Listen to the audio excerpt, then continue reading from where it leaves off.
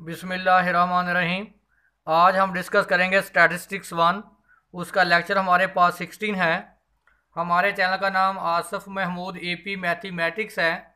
यहाँ पे FSc, BS, BSc, MSc mathematics को डिस्कस किया जाता है। आप हमारे चैनल को सब्सक्राइब करें, लाइक करें और आगे शेयर करें। आज हमारे पास सबसे इम्पॉर्टेंट टॉपिक है प्रोबेबिलिटी का। उससे पहले हम उसकी चंद डेफिनेशन डिस्कस करेंगे। पहली डेफिनेशन है एक्सपेरिमेंट, द एक्शन और a process of obtaining and observation is called experiment. For example, हम एक काइन टास्क करते हैं, वन काइन को टास्क करते हैं, उसकी जो सैंपल स्पेस है उसमें क्या आ जाता है, हेड और टेल। इसी तरह अगर आप एक डाई को थ्रो करें, यानी लूडो के दाने को उसकी जो सैंपल स्पेस होती है 1 2 3 4 5 6, जिसको हम बोलते हैं एक्सपेरिमेंट। यानी हम एक एक्सपेरिमेंट क्या करते हैं, काइन को थ्रो करते हैं या हम डाई को। आगे हमारे पास ट्रायल है, a single performance of an experiment is called trial. जब हम एक एक्सपेरिमेंट करते हैं, जो हमारे पास जो परफॉर्मेंस होता है उसको हम क्या बोलते हैं, ट्रायल। आगे हमारे पास है outcome, the resultant obtained from an experiment or trial is called outcome। For example, हम एक काइन को हम टास्क करते हैं, थ्रो करते हैं, उसकी जो सैंपल स्पेस है वो है हेड और टेल। जब हम काइन को थ्रो करते हैं तो जो उसके ऊपर इवेंट आता है वो क्या है, हेड। ये हमारे पास जो सैंपल स्पेस है ये कहलाता है पॉसिबल, इसको बोलते हैं पॉसिबल आउटकम्स। जो हम थ्रो करते हैं, ऊपर नंबर क्या आता है, ऊपर नंबर क्या है, हेड, इसको हम कहते हैं आउटकम्स, या इसको हम दूसरा लफ्ज बोलते हैं favourable outcomes. Favourable outcomes. For example, हम एक डाई को थ्रो करते हैं, लूडो को दाने को 1 2 3 4 5 6, ये उसके क्या कहलाते हैं, पॉसिबल आउटकम्स। Possible outcomes. और हम थ्रो करते हैं, ऊपर जो एलिमेंट आते हैं वो फॉर एग्जांपल 2 5 और 6 हैं। ये हमारे पास क्या कहलाते हैं, फेवरेबल आउटकम्स। नेक्स्ट हमारे पास है random experiment, an experiment which produce different results even though it is repeated large number of time under essentially similar condition is a random experiment। अब हमारे पास प्रॉपर्टीज ऑफ रैंडम एक्सपेरिमेंट है। Experiment can be repeated any number of time. आप experiment को आप repeat कर सकते हैं, जितने भी आपका नंबर ऑफ टाइम, जितना भी आपका दिल कर रहा है आप एक्सपेरिमेंट को रिपीट कर सकते हैं। A random trial consist of at least 2 possible outcome. उसमें जो पॉसिबल आउटकम होंगे वो कम से कम 2 टाइप्स के होंगे। The outcome of each repetition is under predictable. Next हमारे पास है sample space, the set of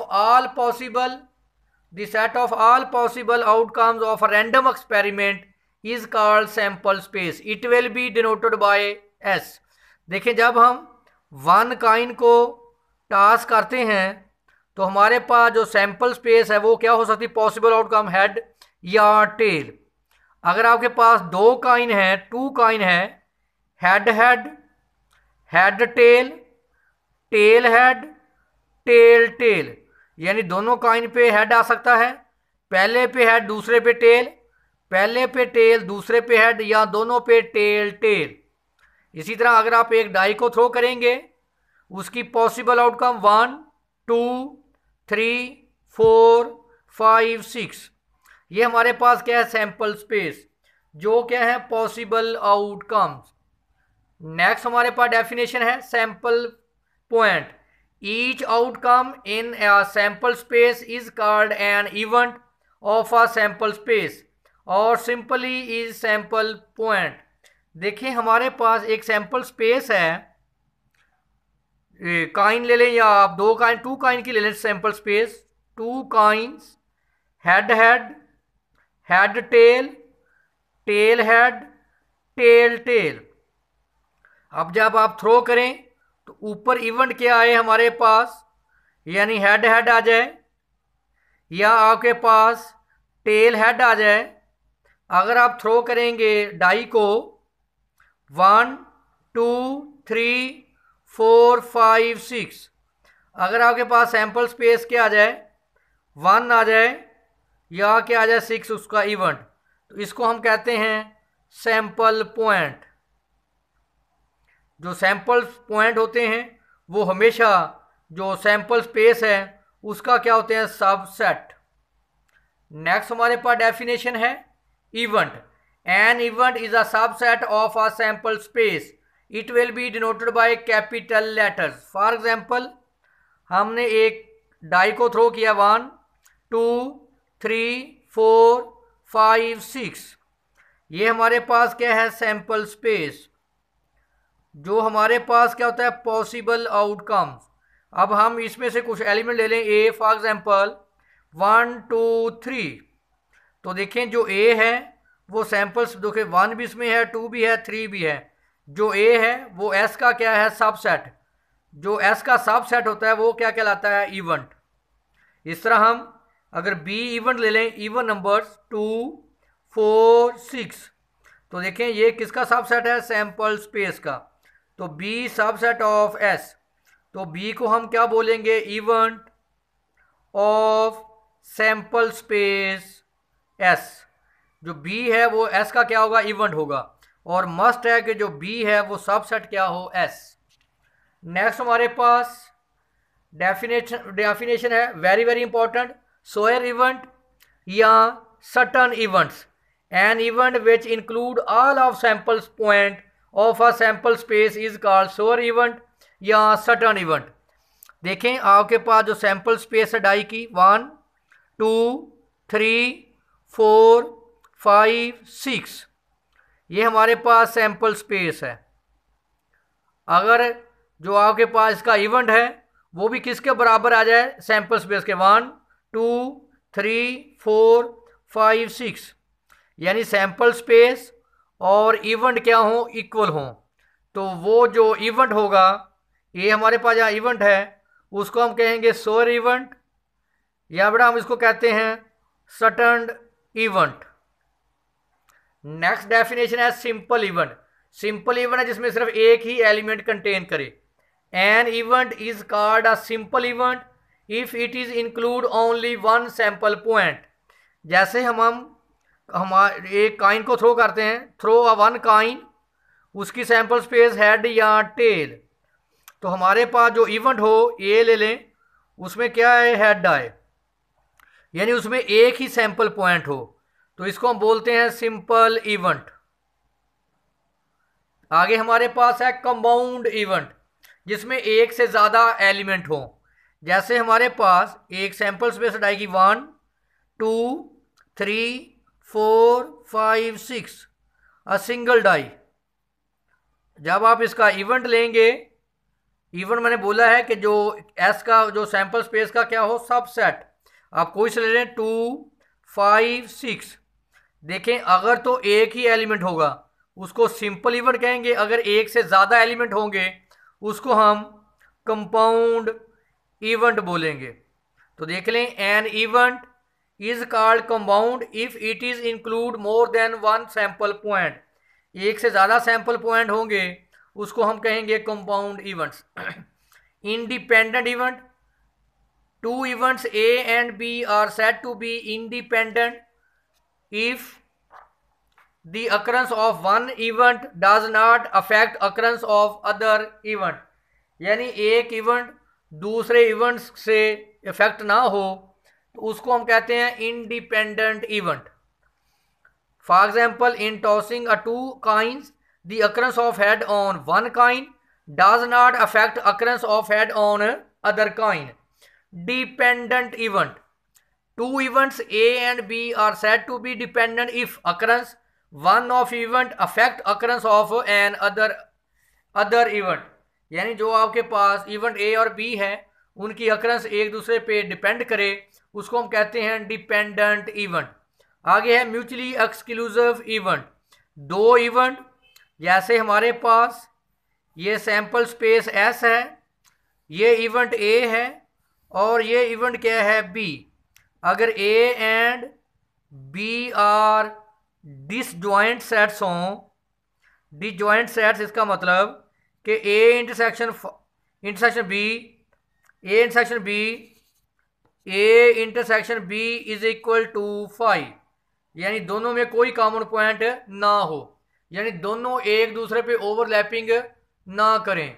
तो देखें, two events A are said to be mutually exclusive events, they can not be occurrence together, यानी A intersection B is equal to 5।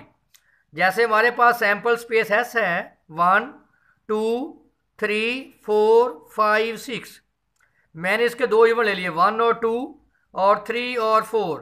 देखें A B S का subset है, B B S का subset है, लेकिन दोनों जो सेट हैं वो आपस में क्या हैं, डिसजॉइंट्स हैं। तो इसका मतलब ये क्या होंगे, म्यूचुअली एक्सक्लूसिव इवेंट्स। नेक्स्ट हमारे पास डेफिनेशन है कलेक्टिवली एग्जॉस्टिव इवेंट्स। तो इसमें क्या है, if the union of events is identically with the sample space then event are called collectively exhaustive.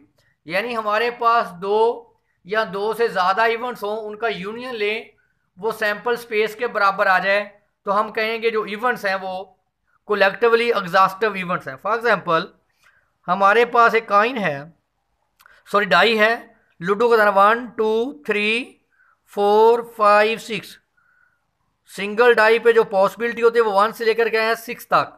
तो हमारे पास ए इवेंट है 1 2 3, इवेंट बी हमारे पास है 3 4 5 6। अगर हम इन दोनों का यूनियन लें, ए यूनियन बी, तो यूनियन में क्या आ जाएंगे, जो दोनों में एलिमेंट होंगे 1 2 3 4 5 6। देखें जब मैंने ए यूनियन बी लिया तो देखें ये किसके बराबर आ गया, एस के। अगर आप दो या दो से ज़्यादा सेट का यूनियन लें, वो सैंपल स्पेस के बराबर आ जाए, जो हमारे पास इवेंट ए और बी होंगे ये कहलाएंगे एग्जॉस्टिव इवेंट। नेक्स्ट हमारे पास हम डिस्कस करेंगे कि सैंपल स्पेस कैसे ड्रा करते हैं दो डाई की और कॉइन की। देखें हमारे pass through a single coin, तो बड़ा सिंगल कॉइन को जो सैंपल स्पेस होती है उसमें हेड आ सकता है या टेल। देखें कॉइन में दो पॉसिबिलिटी होती है, एक तरफ कॉइन के हेड होता है, एक दूसरी तरफ टेल। अगर आप थ्रो करें, थ्रो आ टू कॉइन, जब आप दो कॉइन टॉस करेंगे, थ्रो करेंगे, तो देखें सैंपल स्पेस क्या किया करें, एक हेड टेल इस तरफ लिख लें, एक कॉइन की सैंपल स्पेस एक।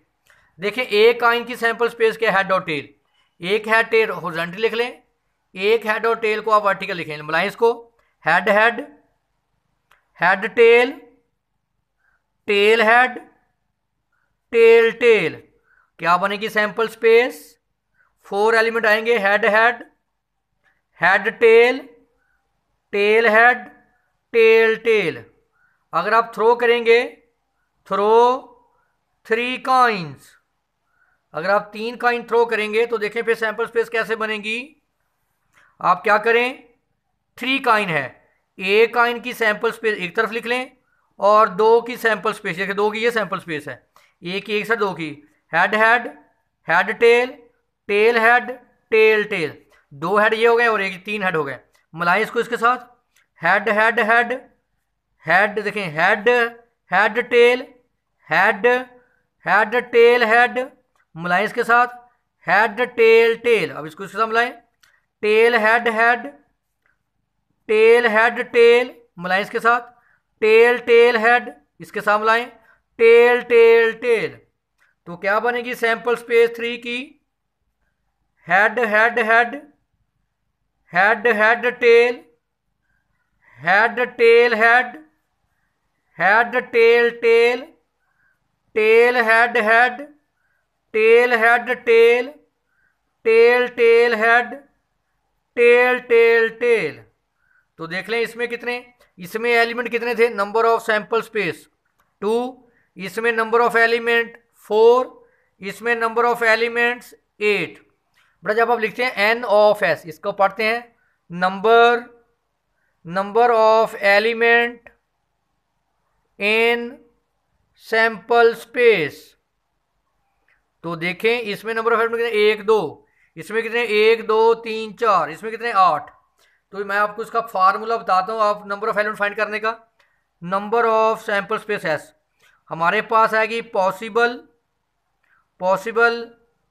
पॉसिबिलिटी ऑफ अ काइन, ऊपर नंबर ऑफ काइंस। देखें ज़रा मैं बताता हूँ, अगर आपको पता है कि एक काइन की पॉसिबिलिटी बड़ा क्या होती है, हेड और टेल 2 होती है। नंबर ऑफ काइंस, अगर एक काइन है तो कितना आएगी 2। अगर काइन आपके पास 2 हैं तो 2 की पावर 2 4। अगर काइन आपके पास 3 है तो 2 की पावर 3 8। इसी तरह आप सैंपल स्पेस ड्रा करेंगे डाई की। थ्रो अ सिंगल डाई, क्या पॉसिबिलिटी होती, 1 2 3 4 5 6। अगर आप 2 डाई थ्रो करेंगे, थ्रो 2 डाइज, तो क्या बनेगी, एक डाई की तरफ लिखें 1 2 3 4 5 6, और एक डाई को इस तरफ ले 1 2 3 4 5 6। एक डाई को एक तरफ लिख लें, एक डाई को एक तरफ लिख लें। आप 2 डाई बने मिलाएं इसको, 1 1 1 2। इसका मतलब कि आप 2 डाई को थ्रो करेंगे, एक पे 1 आएगा, एक पे 2, ऐसे 1 3, इसको इसके साथ मिलाएं, 1 4 1 5 1 6।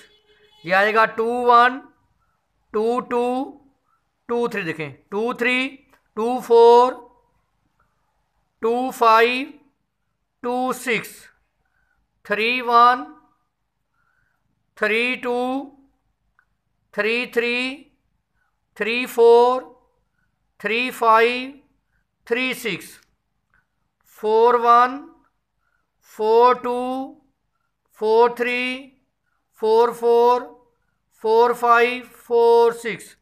आगे 5 1 5 2, देखें 5 3 5 4 5 3 5 4 5 5 5 6 6 1 6 2 6 6 6 3 6 4 6 5 6 1 6 2 6 3 6 4 6 5 6 6।